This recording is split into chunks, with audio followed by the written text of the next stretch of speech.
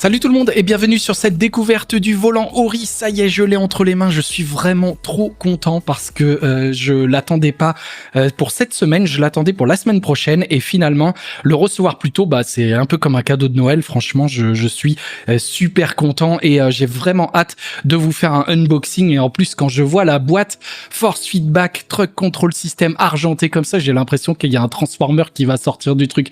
La police de caractère, déjà, je la trouve super belle, super stylé et ça donne trop envie de le recevoir. Donc vraiment, je remercie Ori de me l'avoir envoyé. On a discuté un petit moment et il fallait absolument, depuis le temps que vous me demandez, que je l'essaye avant sa sortie puisque il est en précommande ici. Si vous voulez l'acheter, et American Truck Simulator, et ces clés, comme moi j'ai déjà les deux jeux, et je vous les fais gagner. Donc à l'issue de la vidéo, je vous dirai les modalités du tirage au sort et il y en a 2 d'entre vous qui pourront gagner une clé de chaque. Voilà, donc franchement, tous nos accessoires de manière individuelle, comme j'ai pour le Mozart. Vous avez ici, on a un logiciel Ori, ça unboxing qui est un peu plus dynamique et tout. La navigation, on ralentit, on enlève le ralentisseur, on l'augmente, on le diminue, tout ça. Et à cet endroit-là, ici, on peut... le power, c'est pour allumer le camion, pour démarrer le moteur. Mais on a aussi les vitesses si vous avez une automatique réelle et que vous utilisez vos avec, par exemple, ouverture, dureté de la boîte qu'on a le control system wheel et on a le... Vous voyez, j'ai pas mis les tablettes et tout, c'est pour vous montrer. Après avoir fait il n'y a pas de 15 000 paramètres un peu bizarres qu'on aurait par exemple sur les volants de Sim Racing, mais ça c'est normal. Donc vraiment, on se retrouve directement compagnon app très simple à utiliser, intuitif et vous n'aurez aucun problème à faire vos réglages. Voilà. Donc on se retrouve tout de suite en jeu. Allez, c'est parti. Allez, ça y est, on se retrouve directement en jeu après avoir fait le unboxing. Donc j'ai réussi à l'installer, donc c'est ultra simple parce que la pince sous le bureau, il suffit de la caler. Et pareil pour le levier de vitesse, donc nickel. Comme j'ai dit aussi, pour le volant, il faut que vous refassiez, à mon avis, parce que moi en tout cas j'ai eu à le faire, c'est de refaire l'assistant du contrôleur pour qu'il le détecte si vous voyez qu'il n'y a pas de boutons qui sont prédéfinis dans le gestionnaire, enfin dans les paramètres. Donc alors le truc c'est que il est haut. Vous voyez, j'ai pas mis les tablettes et tout, c'est pour vous montrer. Il est haut, donc mais ça va encore. L'inclinaison, il est presque à plat, donc j'ai compris en fait l'histoire du logiciel avec les sticks analogiques, c'est que en fait quand on tourne ici, on peut avoir tendance à les toucher là, et donc c'est pour éviter justement que ce soit trop sensible et qu'on ait un souci avec, et puis qu'on appuie souvent dessus. Donc ça, il faut faire gaffe parce que le volant n'est pas en inclinaison. Il n'y a pas d'inclinaison possible. Il est directement mis comme ça et vous ne pouvez pas le toucher. Donc ce qu'on va faire, alors regardez, button box, elle est juste ici. Donc ce que j'ai, c'est que j'ai un logo batterie. Donc là, c'est pour mettre le contact. Voilà. Et ensuite, le start pour démarrer le moteur. Tout y est. Là, ici, le frein parking, ça marche nickel. J'ai rien eu à paramétrer. Les feux de détresse, c'est parfait. On va regarder pour la vitre. Alors, j'ai fait celle de droite. Ça aurait dû être celle de gauche. Voilà, pareil, c'est automatiquement mis, je remonte et on est parfait. Pareil, donc ici on a la navigation, si on veut la navigation avec le Route Advisor et tout, on peut l'avoir, il suffit de cliquer. On a la map aussi directement sur le volant. Qu'est-ce qu'on a? On a, alors je vais enlever la map, on a l'accueil aussi. Donc là, si je me mets dessus, on a le bouton de l'accueil, voilà. Et on a pas mal de boutons nav aussi, c'est-à-dire que, hop, là aussi on a le bouton retour. Ici, par exemple, je peux aussi zoomer, mais si j'appuie sur... Voilà, je vais enlever ça. On a ici le volant, c'est automatiquement mis, et les trompes ici, voilà, c'est direct.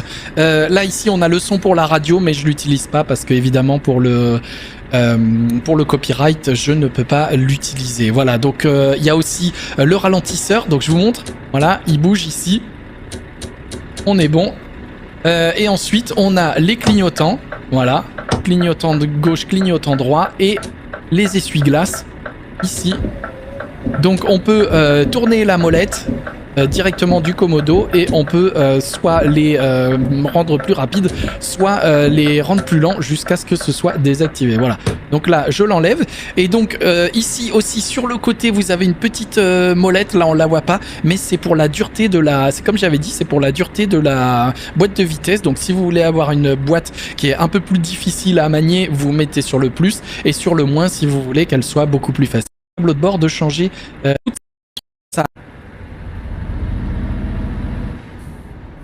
Voilà, donc j'essaie de prendre les habitudes, c'est pas facile. Hein. Hop. Donc vous voyez le volant qui tourne, faites gaffe quand vous démarrez votre ordinateur, le volant fait des tours complets. Donc mettez surtout pas vos mains ici. Hein. Ne les mettez pas parce que... Donc là, mais j'ai pas l'habitude de rouler avec cette rotation là. Donc on va le clignotant, voilà, on va le mettre ici. Alors la boîte de vitesse, nickel. Hein. Franchement, hop là, oh là là. Voilà. Donc on va le clignotant, voilà, on va le mettre ici. Alors la boîte de vitesse, nickel. Hein. Franchement, hop là, oh là là. Voilà, ça tourne fort. Hop, je me mets en 4, mon étage, et on est bon. À droite. Ah, c'est vraiment terrible, hein, c'est incroyable. C'est juste... Ok, donc là, je m'arrête, on va faire comme ça, et on se remet. Et ici, alors ça revient automatiquement aussi.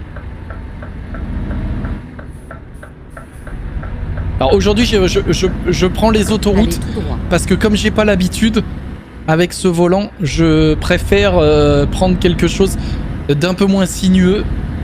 Est-ce que j'ai remonté les vitres? Yes, je les ai remontées. Préparez-vous à tourner à gauche. Voilà. Ah, il est vraiment... Tiens, si je veux, hop. Là, c'est parfait. C'est nickel. Tout est paramétré automatiquement, mais c'est génial, ça. Et j'adore la boîte de vitesse aussi. C'est juste qu'il faut pas que je me trompe. Je risque de caler à certains moments. Hein. C'est terminé. On regardera le ralentisseur justement quand on sera sur l'autoroute. Voilà. Il est d'une douceur par contre. J'ai mis à 2 le retour de force. Je pourrais presque le mettre à 4, mais je vais pas changer pour l'instant. Alors ici, comment on fait pour, par exemple, directement sur le volant? Je crois que c'est OK. Voilà, c'est ça. Donc, attends, je vais mettre en neutre. Et on va faire les offres de traction. Voilà. Et on va prendre les processeurs de 3 tonnes. Donc, on va de Paris à Calais. Vous voyez, on va faire... Ça va durer 3h30, 221 km. On va prendre la mission. Je vous fais pas tout le tralala habituel. Soyez prudent. Ok, grosse sensibilité. Vous voyez, j'ai touché le joystick et il s'est rien passé, heureusement.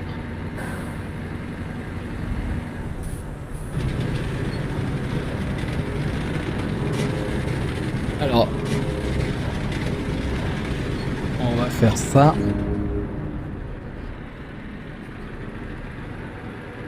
Alors on va se mettre comme ça. Je sais pas trop comment je suis mis. Voilà. Et du coup, on va mettre la caméra 5 qui est ici. Et on va passer en marche arrière. Voilà.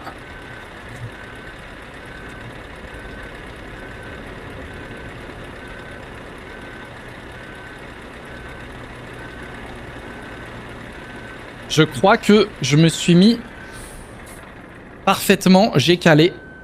C'est pas grave. Je pense qu'on est bon. Et alors je vais voir comment on s'attelle. Est-ce que c'est ce bouton-là? Non.